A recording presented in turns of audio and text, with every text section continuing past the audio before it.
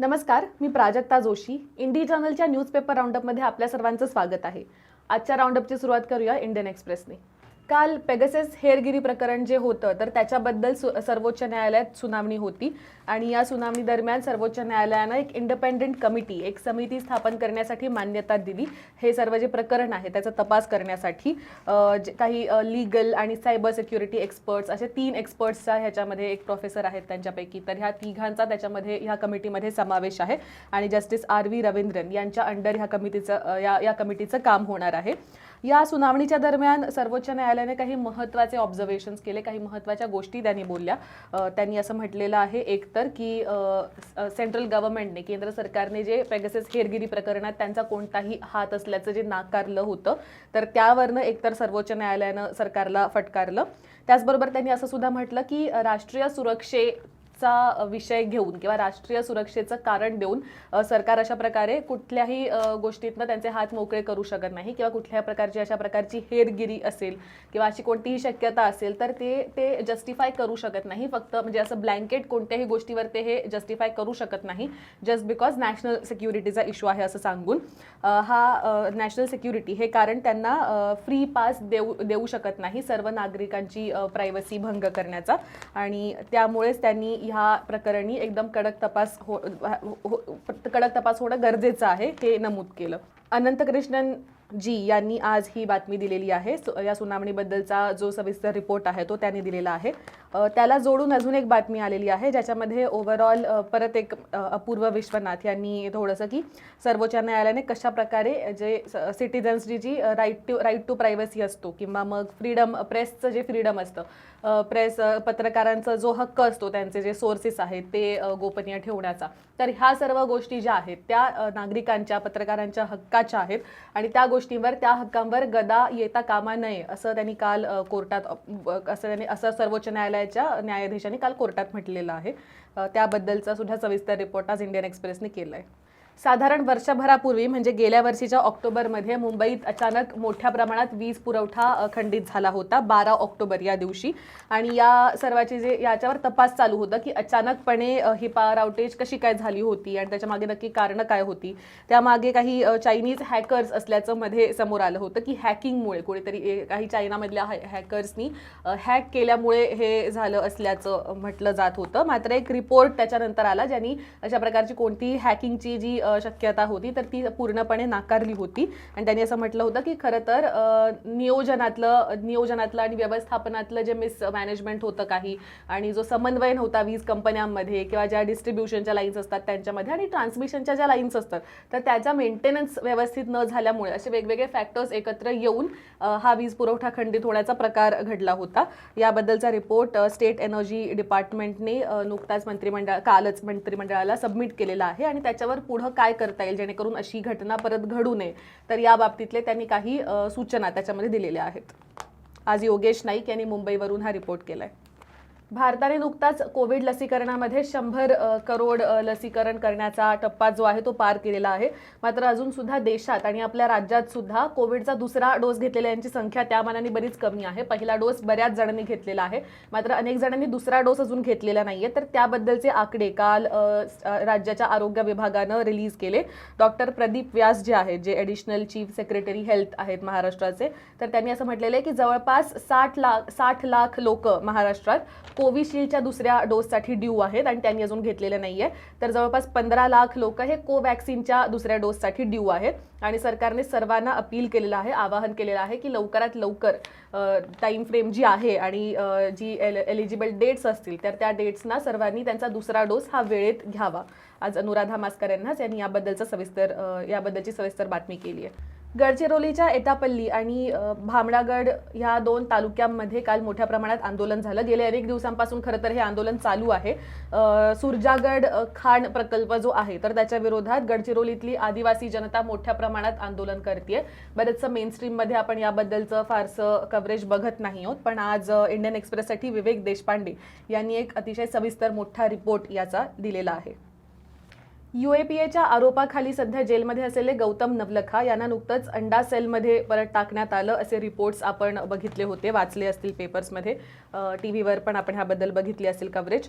तर त्याबद्दल एक लेख आज इंडियन एक्सप्रेसच्या द आयडियाज पेजवर आलेला आहे, जो जिनी लोकनीता यांनी लिहिलाय.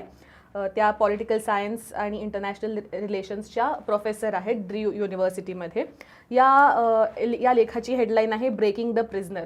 कशाप्रकारे अंडा सेलचा वापर हा एखाद्या कैद्याला किंवा ज्यांना कैदेत ठेवलेला आहे अशा एखाद्या प्रिझनरला आतून तोडण्यासाठी केला जातो, किंवा त्याचं मनोबलाचं खच्चीकरण करण्यासाठी या अंडा सेलचा उपयोग कसा केला जातो, की अंडा सेलमध्ये मग ते अजून कुणाला ते भेटू शकत नाही, इतर कैद्यांना भेटू शकत नाही, कुणाशी बोलू शकत नाही, त्याचबरोबर तिथं फ्रेश एअर त्यांना मिळत नाही, त्यांना आजूबाजूचं काही दिसत नाही. त्यामुळे ह्या सर्वांमुळे एखाद्याचं मानसिक खच्चीकरण करण्यासाठी अंडा सेल याचा वापर केला जात असल्याचं या लेखामध्ये म्हटलेलं आहे. आणि एवढं करून प्रिझन मॅन्युअल्स जे आहेत, तर लिगली अंडा सेल हे खरंच जस्टिफाईड आहे की नाही याबद्दल सुद्धा फार मोठी संदिग्धता असल्याचं त्यांनी यामध्ये म्हटलेलं आहे. इंडियन एक्सप्रेसच्या एक्सप्लेन्ड या पानावर सिम्पली पुट या सदरात आज अपूर्वा विश्वनाथ यांनी दिल्लीवरून जी कमिटी स्थापन करण्यात आलेली आहे पेगासस हेरगिरी प्रकरणी चौकशी करण्यासाठी, तपास करण्यासाठी, तर त्या कमिटीबद्दल एक सविस्तर लेख लिहिला आहे, ज्याच्यामध्ये त्यांनी काय काय हे कमिटीमध्ये कोण कोण आहे, त्यांची पदं काय काय आहेत, त्यांचं काम कसं कसं आहे, आणि ही जी कमिटी आता नव्याने स्थापन झालेली आहे ती पुढचं काम कशा प्रकारे करणार आहे, तर याबद्दल डिटेल्स दिलेले आहेत. हा होता आजचा इंडियन एक्सप्रेस. यापुढचा पेपर आहे महाराष्ट्र टाइम्स. राज्यातील महापालिका आणि नगरसेवकांच्या संख्येत किमान 17% वाढ करण्याचा निर्णय राज्य मंत्रिमंडळानं काल झालेल्या बैठकीत घेतला. सध्या महानगरपालिकांमधली सदस्य संख्या किमान 65 सदस्य आणि कमाल 175 सदस्य अशी आहे. तर नगर परिषदामधल्या सदस्यांची संख्या किमान 17 तर कमाल 65 अशी आहे. महानगरांमध्ये आणि लहान नागरिक क्षेत्रांमध्ये काही रचनात्मक परिवर्तनं झालेली आहेत. त्याचबरोबर नागरी समस्या ज्या वेगवेगळ्या आहेत तर त्यांचं निवारण करण्यासाठी, त्याच्यावर सोल्युशन काढण्यासाठी आणि विकास कामांचा वेग वाढवण्यासाठी सुद्धा अजून जास्त नगरसेवकांची गरज असल्याचं किंवा सदस्यांची गरज असल्याचं म्हटलं जाते. तर त्या पार्श्वभूमीवर हा निर्णय घेण्यात आलेला आहे. शाहरुख खानचा मुलगा आर्यन खान याची ड्रग्ज प्रकरणी अटक झाल्यापासून NCBचे जे समीर वानखेडे आहेत तर त्यांच्या भोवती आपल्याला हे प्रकरण मोठ्या प्रमाणात फिरताना दिसते. त्यांनी लाच घेतली इथपासून त्यांचा धर्म कोणता आहे आणि त्यांनी कोणत्या प्रकारे फसवणूक केलेली आहे खोटा धर्म सांगून, अशा प्रकारच्या अनेक आरोप असे आणि अशा चर्चा आपण रंगताना बघतो आहोत. त्याचबरोबर प्रभाकर सैल हे जे एक इंडिपेंडंट विटनेस होते NCBचे, ह्या सर्व अटका झाल्या त्यावेळेसचे, तर त्यांनी सुद्धा ह्याच्यामध्ये लाचखोरी झाल्याचं आणि त्यांना एका ब्लँक पेपरवर समीर वानखेडेंनी त्यांची सही घेतल्याचं ह्या सर्व प्रकरणावेळी, त्याचप्रमाणे शाहरुख खानकडून त्यांनी खंडणी मागितल्याचे आरोप सैल यांनी केले होते. तर या सर्व प्रकरणी सैल आणि किरण गोसावी हे जे दुसरे जे विटनेस होते तर या दोघांनीही न घाबरता समोर येऊन सर्व माहिती तसंच बाजू मांडावी असं आवाहन NCBच्या विशेष दक्षता पथकानं केलेलं आहे. प्रवाशाला त्रुटीयुक्त सेवा दिल्याबद्दल ग्राहक आयोगानं पुण्याच्या विभागीय रेल्वे कार्यालयाला दणका दिलाय. रेल्वेच्या सेकंड AC कोचमधून प्रवास करताना एका प्रवाशाचे सोन्याचे दागिने चोरीला गेले होते. तर त्याबद्दल ग्राहक आयोगानं विभागीय रेल्वे व्यवस्थापन जे आहे तर त्याला ह्या प्रवाशाला 9,43,000 रुपये देण्याचा आदेश दिलेला आहे. आज मटाच्या अँकरला ही बातमी आली आहे. काल आपण बातमी बघितली होती की मंगळवारी पहाटे पुण्याच्या हडपसर या भागात बिबट्यानं एका व्यक्तीवर हल्ला केला होता. त्या बिबट्याला मंगळवारी रात्री 11 वाजेच्या सुमारास जेरबंद करण्यात आलं होतं. तर हा बिबट्या आता सुखरूप आहे आणि वैद्यकीय तपासणी झाल्यानंतर पुढील काही दिवस त्याला देखरेखीखाली ठेवण्यात येणार आहे आणि नंतर त्याला जंगलात सोडण्याबद्दल निर्णय घेण्यात येणार असल्याचं, म्हणजे तो जर सक्षम असेल आणि तो व्यवस्थित असेल, पूर्णपणे हेल्दी असेल, बाहेर जाण्यासाठी सक्षम असेल, ही खात्री पटल्यानंतरच त्याला वनक्षेत्रात सोडण्यात येणार आहे अशी माहिती उपवन संरक्षक राहुल पाटील यांनी दिलेली आहे. या बिबट्याच्या शरीरात इलेक्ट्रॉनिक चिप सुद्धा बसवण्यात येणार आहे, जेणेकरून परत हा बिबटा जर कुठे ताब्यात घेण्यात आला किंवा कुठे दिसला तर चिपमुळे त्याची ओळख पटकन लक्षात येईल. सध्या तो बावधन इथल्या रेस्क्यू चॅरिटेबल ट्रस्टच्या उपचार केंद्रामध्ये आहे. पुणे गृहनिर्माण व क्षेत्रविकास मंडळाकडून म्हणजेच म्हाडाकडून दिवाळीच्या पार्श्वभूमीवर पुणे आणि पिंपरी चिंचवडसह सोलापूर आणि कोल्हापूरमधल्या 4,253 सदनिकांसाठी म्हणजे फ्लॅटसाठी सोडत काढण्यात येणार आहे. त्यात म्हाडाच्या योजनेतील 2,945 सदनिका आणि 20% सर्वसमावेशक गृहनिर्माण योजनेअंतर्गत 1,308 सदनिका आहेत. या सदनिकांसाठी ऑनलाईन सोडत 17 डिसेंबर रोजी जाहीर केली जाणार आहे. केंद्र सरकारच्या ई-श्रम या संकेतस्थळावर राज्यातील असंघटित कामगारांच्या नोंदणीची प्रक्रिया संथ गतीनं सुरू आहे. देश पातळीवर या संकेतस्थळावर 4,74,00,000हून अधिक श्रमिकांची नोंदणी झालेली आहे. मात्र राज्यात फक्त 11 लाख श्रमिकांची या पोर्टलवर नोंदणी झाली आहे. त्याच्या तुलनेत पश्चिम बंगाल, ओडिशा, उत्तर प्रदेश, बिहार या राज्यांनी श्रमिकांच्या नोंदणीत आघाडी घेतल्याचं चित्र समोर आलेलं आहे. अमर शैला यांनी आज ही बातमी केली आहे. सध्या देशभरात बऱ्याचशा ठिकाणी कोविडचा प्रादुर्भाव आपल्याला कमी झालेला दिसत आहे. मात्र कर्नाटकमध्ये कोरोनाच्या डेल्टा प्लस या प्रकाराचा संसर्ग झालेले 7 रुग्ण सध्या आढळलेले आहेत. या प्रकारच्या संसर्गाचे 3 रुग्ण बेंगलुरूमध्ये असून इतर 4 रुग्ण हे राज्याच्या अन्य भागांमध्ये आहे, अशी माहिती कर्नाटकचे आरोग्य आणि कुटुंब कल्याण आयुक्त रणदीप यांनी दिली आहे. कोविडच्या नवीन प्रकारच्या संसर्गामुळे रुग्णांचा मृत्यू झाल्याची तरी अजून घटना घडलेली नाहीये. मात्र यातल्या दोघांना रुग्णालयात दाखल करण्यात आलं होतं. हा झाला आजचा मोठा. यापुढचा पेपर आहे पुणे मिरर. ऐन दिवाळी तोंडावर आलेली आहे आणि कोविडमुळे झालेलं नुकसान भरून काढण्याचं व्यापाऱ्यांसाठी ही संधी आहे. हा पिरियड त्यांच्यासाठी अतिशय महत्त्वाचा आहे. मात्र शिवाजी रोडवर, पुण्यातल्या शिवाजी रस्त्यावर जे दुकानदार आहेत त्यांना ही संधी मिळत नसल्याचा आरोप त्यांनी केलेला आहे. कारण ऐन ह्याच टाईममध्ये PMCनं तिथलं पाईपलाईनचं काम सुरू केलेलं आहे. त्यामुळे दोन्ही बाजूला रस्ते खोदलेले आहेत आणि ह्या रस्त्यांचं काम चालू असल्यामुळे जे येणारे जाणारे लोक आहेत त्या दुकानांच्या समोर थांबत नसल्याचं या दुकानदारांनी म्हटलेलं आहे. त्यामुळे त्यांच्याजवळ जे काही सामान आहे, जे दिवाळीसाठी उपयुक्त सामान आहे किंवा दिवाळीच्या वेळी लोक खरेदी करतात, तर लोकांना हे त्रास होत असल्यामुळे रस्त्याचं काम चालू आहे, त्यामुळे ट्रॅफिक जॅम होतं, गाड्या पार्क करायला जागा नाही, गाड्या थांबवून जर गोष्टी घ्यायच्या असतील तर ते करायला जागा नाहीये. तर या सर्वामुळे त्यांचा बिझनेस होत नसल्याचं या व्यावसायिकांचं म्हणणं आहे. अनुप सातफळे यांनी आज ही बातमी केली आहे. मुळशी तालुक्यातल्या एका गावात चक्क त्या गावातल्या उपसरपंचांनाच एंट्री करायला परवानगी नसल्याची इंटरेस्टिंग बातमी आज अर्चना मोरे यांनी केलेली आहे.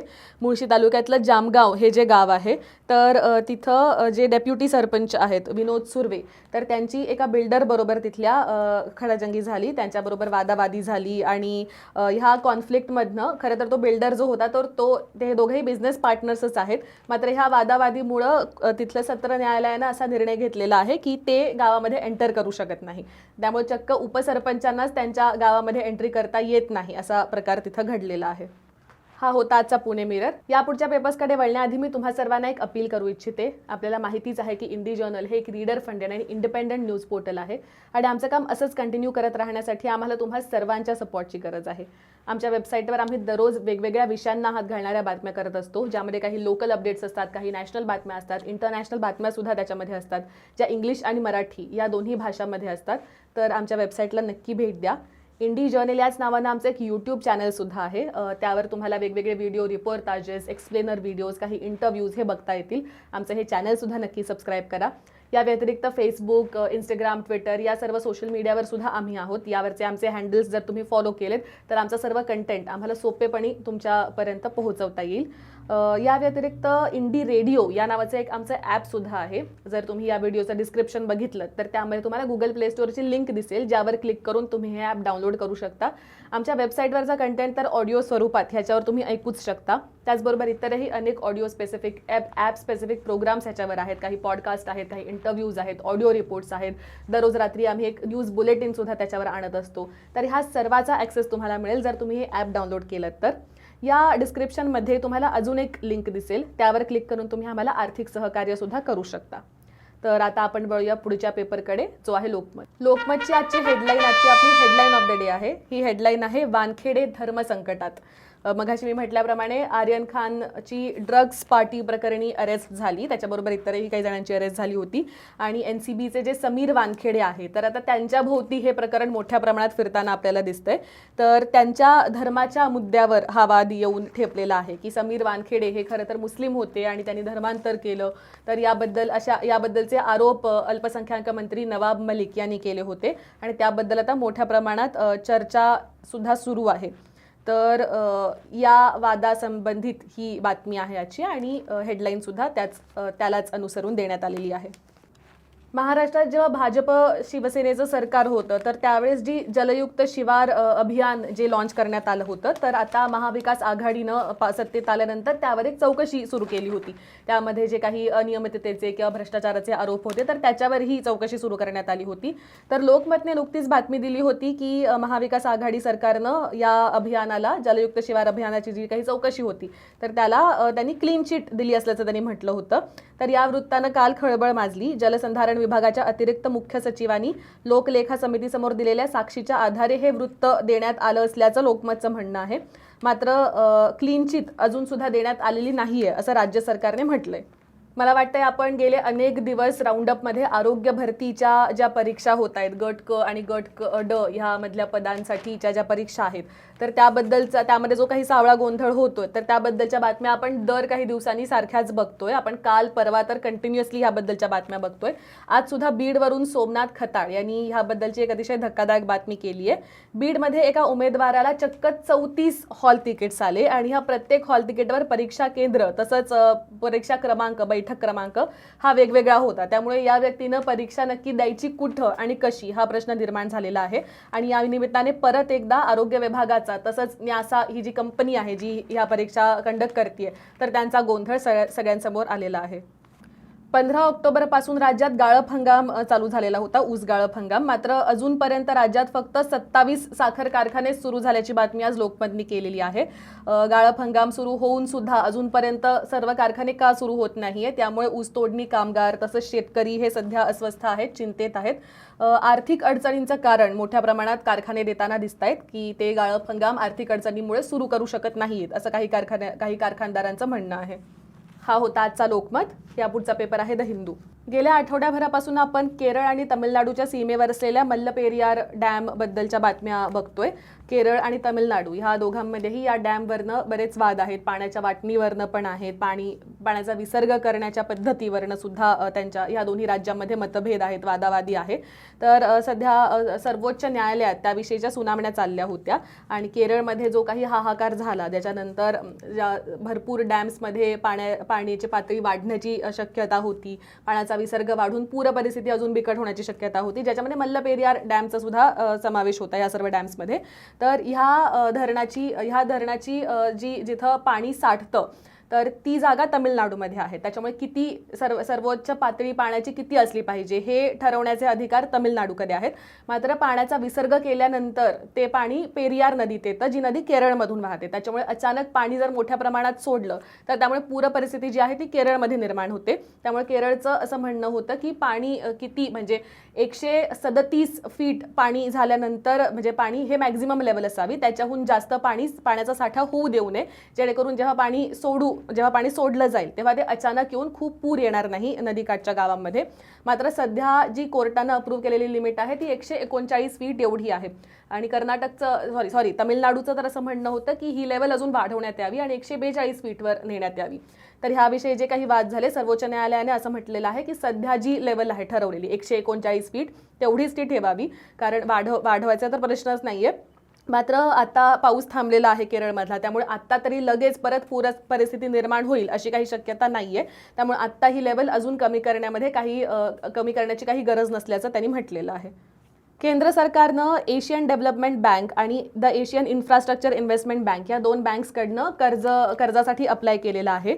जवळपास 667 मिलियन कोविड वॅक्सिनचे डोसेस खरेदी करण्यासाठी या लोनसाठी केंद्र सरकारने अप्लाय केले. आज अनंत कृष्णन यांनी हाँगकाँगवरनं हा रिपोर्ट फाईल केलाय.